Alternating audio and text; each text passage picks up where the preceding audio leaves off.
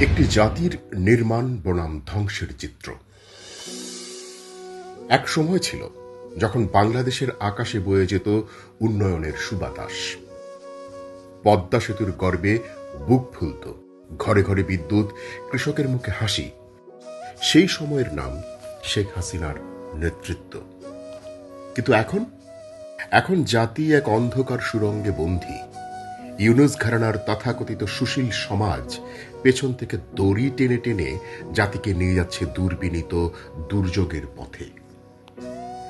এক সময় ছিল যখন দুর্নীতির বিরুদ্ধে কঠোর অবস্থান ছিল, বিচারের রায় হতো আইনের ভিত্তিতে। এখন বিচার চলে ফেসবুক পোস্ট আর বিদেশি চিঠির ইশারায়।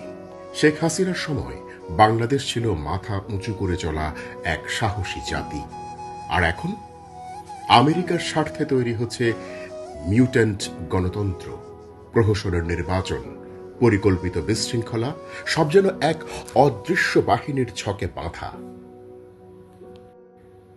যেখানে একসময় টিসিবি পণ্য পেত নিম্নয়ের মানুষ, সেখানে এখন বাজার মানে আতঙ্ক। চাল, ডাল, তেল সব যেন ছোঁয়ার বাইরে, অথচ সুশীল সমাজ মুখে কুলু পেটে বসে। যেখানে সাংবাদিকতা ছিল জনগণের কণ্ঠস্বর, এখন তারা ভয়ের মধ্যে বেঁচে থাকে। কেউ লিখলে গায়াবী মামলা, কেউ প্রতিবাদ করলেই গুলিবিদ্ধ লাশ। এটা কি সেই গণতন্ত্র? শেখ হাসিনার সময় দেশের রপ্তানি বাজার ছিল চাঙ্গা, তরুণ উদ্যোক্তারা স্বপ্ন দেখত। আর এখন ব্যবসা মানেই লোকসান, ব্যাংক মানেই ঋণের দুঃস্বপ্ন।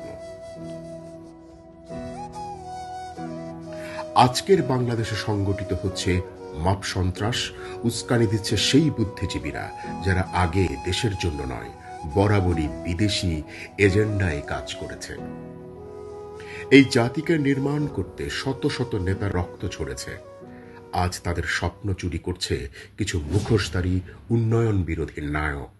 কিন্তু ইতিহাস কখনো চুপ করে না। বাংলাদেশ জানে কে তার প্রকৃত রক্ষক এবং কে সেই ধ্বংসের দূত।